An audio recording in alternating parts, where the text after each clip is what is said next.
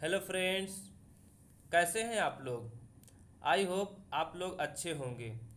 तो आज हम लोग बुद्धि के सिद्धांत इंटेलिजेंस थ्योरीज के बारे में पढ़ेंगे। इससे पहले हम लोग बुद्धि के बारे में पूरी चर्चा कर चुके हैं। अगर आपने उसे नहीं पढ़ा तो एक बार उसे ज़रूर पढ़ लें। मैं डिस्क्रिप्शन बॉक्स में उस वीडियो का लिंक दे दिया हूँ, आप लोग देख लीजिए एक बार ज़रूर। तो आइए हम आज की क्लास शुरू करते हैं। बुद्धि के सिद्धांत, थ्योरी ऑफ इंटेलिजेंस। बुद्धि के सिद्धांत कौन कौन से हैं? तो पहला है एक कारक सिद्धांत, यूनिफैक्टर थ्योरी। नेक्स्ट, द्विकारक सिद्धांत, टू फैक्टर थ्योरी। नेक्स्ट है त्रिकारक सिद्धांत, थ्री फैक्टर थ्योरी। बहुकारक सिद्धांत, मल्टी फैक्टर थ्योरी। समूह कारक सिद्धांत, ग्रुप फैक्टर थ्योरी। बहुबुद्धि सिद्धांत, मल्टीपल इंटेलिजेंस थ्योरी। त्रिआयाम सिद्धांत, थ्री डायमेंशनल थ्योरी। तरल ठोस बुद्धि सिद्धांत, फ्लूइड क्रिस्टलाइज्ड इंटेलिजेंस थ्योरी। अब आइए हम इन सभी के बारे में डिटेल्स में एक एक करके चर्चा करते हैं। तो पहला, एक कारक सिद्धांत। बुद्धि का एक कारक सिद्धांत प्राचीन सिद्धांत है। ये कौन सा है? ये प्राचीन सिद्धांत है। इस सिद्धांत का प्रतिपादन बीने, जिन्हें बीनेट भी कहा जाता है, ने किया था। इस सिद्धांत के अनुसार बुद्धि अपने में एक इकाई कारक शक्ति अथवा ऊर्जा है जो व्यक्ति की सभी क्रियाओं को प्रभावित करती है। इस सिद्धांत के अनुसार यदि किसी व्यक्ति की बुद्धि तीव्र है तो वह किसी भी कार्य को दक्षता के साथ कर सकता है। जॉनसन ने इस संदर्भ में यहाँ तक कहा है कि यदि वैज्ञानिक न्यूटन अपनी बुद्धि का प्रयोग विज्ञान के क्षेत्र में न करके साहित्य के क्षेत्र में करते तो वे एक अच्छे साहित्यकार होते। वर्तमान में इस सिद्धांत को स्वीकार नहीं किया जाता, क्योंकि हम यह नहीं कह सकते कि एक व्यक्ति जो कला में निपुण है वह विज्ञान में भी निपुण होगा। अब नेक्स्ट देखते हैं द्विकारक सिद्धांत। इस सिद्धांत का प्रतिपादन स्पीयरमैन ने किया। स्पीयरमैन ने अपने प्रयोगों से यह निष्कर्ष निकाला कि बुद्धि दो कारकों, शक्तियों अथवा योग्यताओं का योग है। प्रथम कारक को उन्होंने सामान्य मानसिक योग्यता, जनरल मेंटल एबिलिटी, जी कारक, तथा दूसरे कारक को विशिष्ट मानसिक योग्यता, स्पेसिफिक मेंटल एबिलिटी, एस कारक कहा। सामान्य योग्यता व्यक्ति को सभी कार्यों में सहायता करती है और विशिष्ट योग्यता उसे उसी कार्य में सहायता करती है जिसके लिए वह होती है। सामान्य योग्यता एक होती है परंतु विशिष्ट योग्यता अनेक होती है। सभी विशिष्ट तत्व सामान्य तत्व से संबंधित होते हैं। सामान्य तत्व तथा किसी एक विशिष्ट तत्व में जितना उच्च सहसंबंध होगा, व्यक्ति उस विशिष्ट तत्व के क्षेत्र में उतना ही अधिक प्रगति कर सकेगा। विद्वानों ने स्पीयरमैन की यह बात तो स्वीकार किया कि मनुष्य के कार्यों में उसकी सामान्य बुद्धि जी और विशिष्ट बुद्धि एस कार्य करती है, परंतु इस सिद्धांत से यह स्पष्ट नहीं होता कि किसी कार्य के संपादन में उसकी किस बुद्धि अथवा कारक का कितना योग होता है, इसलिए इस सिद्धांत को स्वीकार नहीं किया गया। इसके बाद त्रिकारक सिद्धांत आया। तो त्रिकारक सिद्धांत में क्या? द्विकारक सिद्धांत की कमी को स्वयं स्पीयरमैन ने समझ लिया था और उसे दूर करने के लिए उन्होंने त्रिकारक सिद्धांत का प्रतिपादन किया। उन्होंने बुद्धि के जी और एस कारक तत्वों के साथ एक तीसरा कारक, समूह कारक, ग्रुप फैक्टर और जोड़ दिया। तो देखिए, ये जनरल फैक्टर और स्पेसिफिक फैक्टर, बीच में ग्रुप फैक्टर आ गया, यानी कि दोनों को मिक्स को ग्रुप फैक्टर बना दिया। समूह कारक से उनका तात्पर्य उस कारक से था जो जी तथा एस कारकों में समान रूप से विद्यमान रहता है। आलोचकों का मानना है कि स्पीयरमैन ने अपने सिद्धांत में इस समूह के कारकों की ओर प्रकाश नहीं डाला। थॉर्नडाइक का मानना है कि बौद्धिक कार्य जटिल तंतु संस्थान से संपादित होते हैं, उन्हें जी, एस और ग्रुप फैक्टर कारक के द्वारा स्पष्ट नहीं किया जा सकता। नेक्स्ट है बहुकारक सिद्धांत।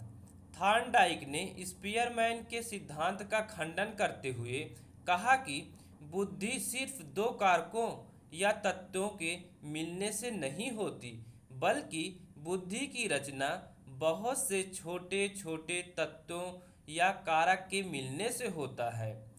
प्रत्येक कारक या तत्व एक विशिष्ट मानसिक क्षमता का प्रतिनिधित्व करता है तथा साथ ही साथ एक दूसरे से स्वतंत्र होता है। बहुत से कारकों के आपस में मिलने से बुद्धि की रचना होती है। नेक्स्ट हम देखते हैं तरल ठोस बुद्धि सिद्धांत। अब देखिए, इस सिद्धांत का प्रतिपादन कैटल महोदय जी ने किया। कैटल ने बुद्धि को दो भागों में विभाजित किया। कौन कौन से? तरल बुद्धि, फ्लूइड इंटेलिजेंस, और दूसरा है ठोस बुद्धि, क्रिस्टलाइज्ड इंटेलिजेंस। अब देखिए, तरल बुद्धि के बारे में डिटेल्स में जानते हैं। तरल बुद्धि का निर्धारण वंशानुक्रम कारकों जेनेटिक फैक्टर, वंशानुक्रम कारकों जेनेटिक फैक्टर द्वारा होता है, यानी कि वंशानुक्रम जन्मजात होता है, वंशों के द्वारा होता है। इसका अधिकतम विकास किशोरा अवस्था तक होता है। इसके आधार पर व्यक्ति जीवन में नई नई चीज़ों का निर्माण करता है। ये समस्या समाधान में सहायता करती है। तरल बुद्धि को तर्क, अमूर्त चिंतन, सृजनात्मक आदि के साथ जोड़ा जाता है। यह वस्तुओं के विश्लेषण में उपयोगी है। यह लघु छोटी स्मृतियों का योग है। तरल बुद्धि केंद्रीय तंत्रिका तंत्र की प्रभावशीलता पर निर्भर करती है। उम्र बीतने के साथ मंद गति से इस तरह की बुद्धि में कमी होती है। अब देखते हैं ठोस बुद्धि के बारे में। ठोस बुद्धि का निर्धारण पर्यावरणीय कारकों इन्वायरमेंटल फैक्टर द्वारा होता है, यानी कि जो ठोस बुद्धि होती है उसका प्रभाव कहाँ से पड़ता है? हमको पर्यावरण कारकों द्वारा उसका प्रभाव पड़ता है। ठोस बुद्धि में उन क्षमताओं को रखा जाता है जिन्हें व्यक्ति अपनी तरल बुद्धि का उपयोग करके अर्जित करता है। इसके लिए तरल बुद्धि का भी होना जरूरी है। इसका विकास पर्यावरण पर अधिक निर्भर करता है। ठोस बुद्धि अर्जित बुद्धि है। ठोस बुद्धि शब्दों को सीखने में उपयोगी है। ठोस बुद्धि के निर्माण में दीर्घकालीन स्मृति की भूमिका अधिक होती है। ठोस बुद्धि उम्र बीतने के साथ इसमें गिरावट न आकर स्थिरता बनी रहती है या बढ़त ही होती है। कैटल के द्वारा प्रस्तुत तरल बुद्धि ठोस बुद्धि सिद्धांत की आलोचना अनेक मनोवैज्ञानिकों के द्वारा की गई। इस संबंध में ऐसा कोई स्पष्ट प्रमाण उपलब्ध नहीं है जो तरल बुद्धि तथा ठोस बुद्धि के बीच के अंतर को सिद्ध कर सके। अब आइए देखते हैं बहुबुद्धि सिद्धांत। बहुबुद्धि सिद्धांत क्या है? इस सिद्धांत का प्रतिपादन गार्डनर ने किया। इस सिद्धांत के प्रतिपादन में गार्डनर ने बताया कि बुद्धि एक कारकी सिंगुलर न होकर बहुबुद्धि कारकी मल्टीफैक्टर होती है। क्या कहते हैं कि एक कारकी न होकर बहुकारकी बुद्धि होती है।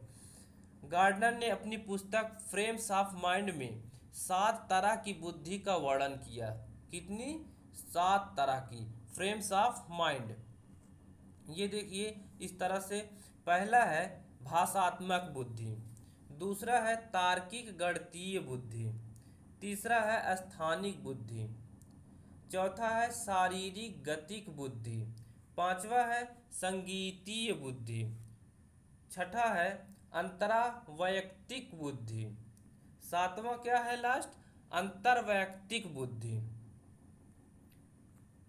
अब आइए लास्ट देखते हैं त्रिआयामी सिद्धांत। इसको आप थ्री डायमेंशनल थ्योरी यानी कि 3D थ्योरी भी कहते हैं।